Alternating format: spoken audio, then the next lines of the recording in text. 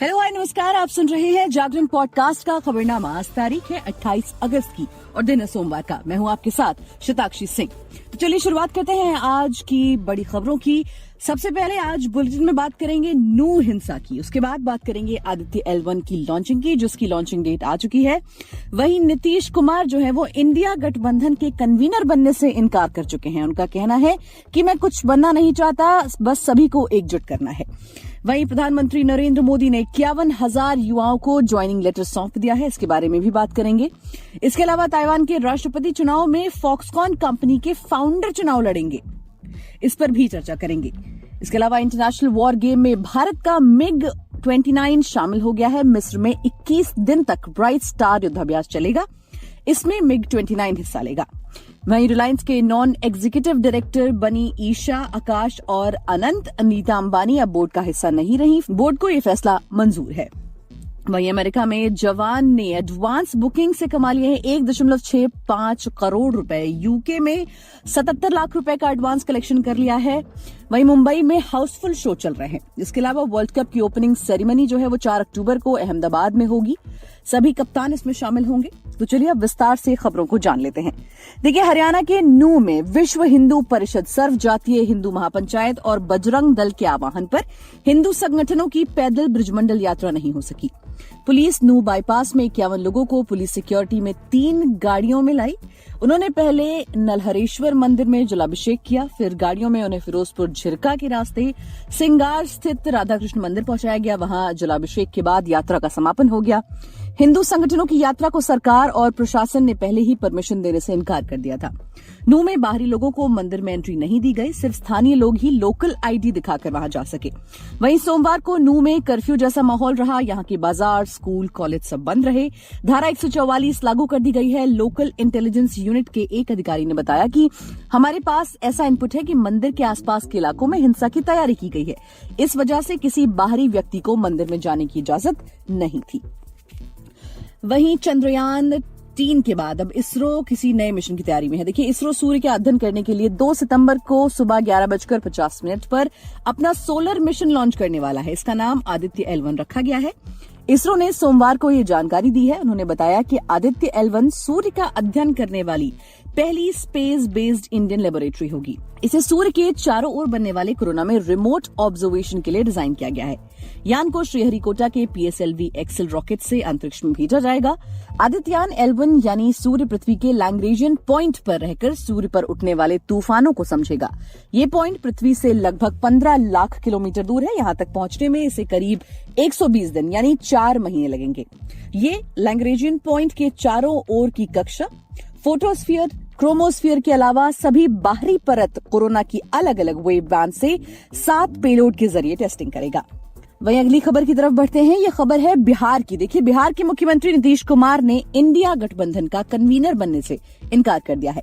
उन्होंने कहा, मैं कुछ बनना नहीं चाहता, ये बात मैं आपको बार बार कहता आया हूँ। मेरी ऐसी कोई इच्छा नहीं है, मैं बस सभी को एकजुट करना चाहता हूँ। मुख्यमंत्री नीतीश कुमार डिप्टी सीएम तेजस्वी यादव के साथ सोमवार को श्री कृष्ण मेमोरियल हॉल पहुंचे थे। विपक्षी दलों के गठबंधन इंडिया की तीसरी बैठक मुंबई में 31 अगस्त और 1 सितंबर को होगी। इस बैठक में गठबंधन के संयोजक की घोषणा होनी है। शुरुआत से ही इस बात की चर्चा है कि नीतीश कुमार को संयोजक बनाया जाएगा। मुंबई में होने वाली इंडिया की तीसरी बैठक में 26 दलों के लगभग 80 नेताओं के शामिल होने की संभावना है। खबरों की माने तो मुंबई की बैठक में इंडिया गठबंधन का लोगो जारी किया जा सकता है। इंडिया की पहली बैठक पटना में 29 जून को हुई थी। बेंगलुरु में 17-18 जुलाई को दूसरी बैठक हुई थी।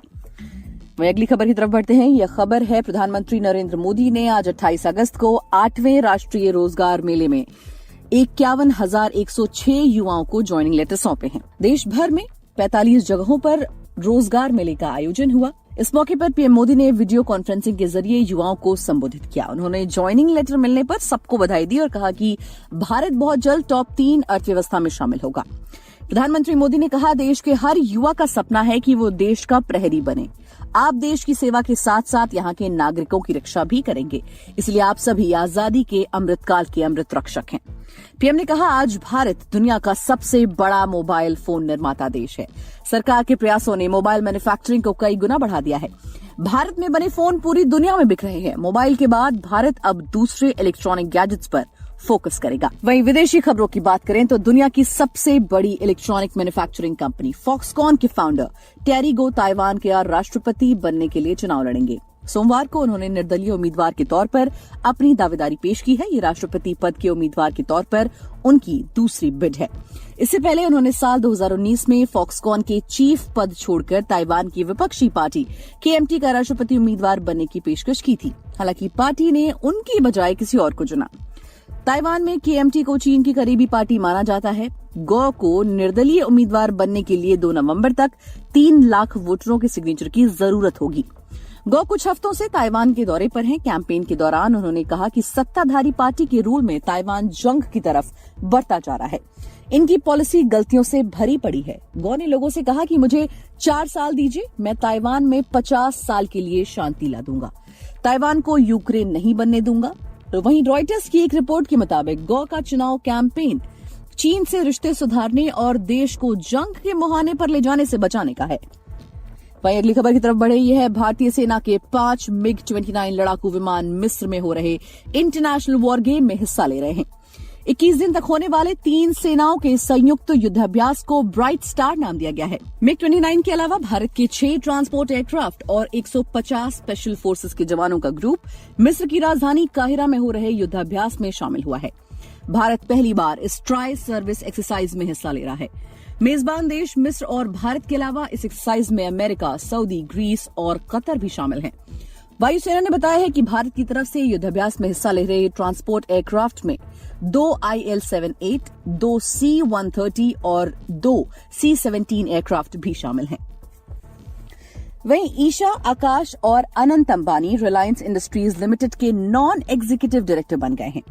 शेयर होल्डर्स की मंजूरी के बाद RIL के बोर्ड ऑफ डायरेक्टर ने सोमवार यानी 28 अगस्त को मुकेश अंबानी के तीनों बच्चों को नॉन एग्जीक्यूटिव डायरेक्टर अपॉइंट किया। इसके साथ ही नीता अंबानी के इस्तीफे को भी बोर्ड ने एक्सेप्ट कर लिया है। कंपनी ने कहा कि नीता अंबानी रिलायंस फाउंडेशन की फाउंडर चेयरपर्सन की भूमिका में बनी रहेंगी। रिलायंस फाउंडेशन के चेयरपर्सन के तौर पर नीता अंबानी RIL बोर्ड बैठकों में शामिल होती रहेंगी। नीता ने रिलायंस फाउंडेशन को ज्यादा समय देने के लिए कंपनी के बोर्ड से इस्तीफा दिया है। वहीं मनोरंजन जगत की बात करें तो शाहरुख खान यानी किंग खान की अपकमिंग फिल्म जवान ने अमेरिका में एडवांस बुकिंग से अब तक करीब 1 करोड़ 65 लाख रुपए कमा लिए हैं।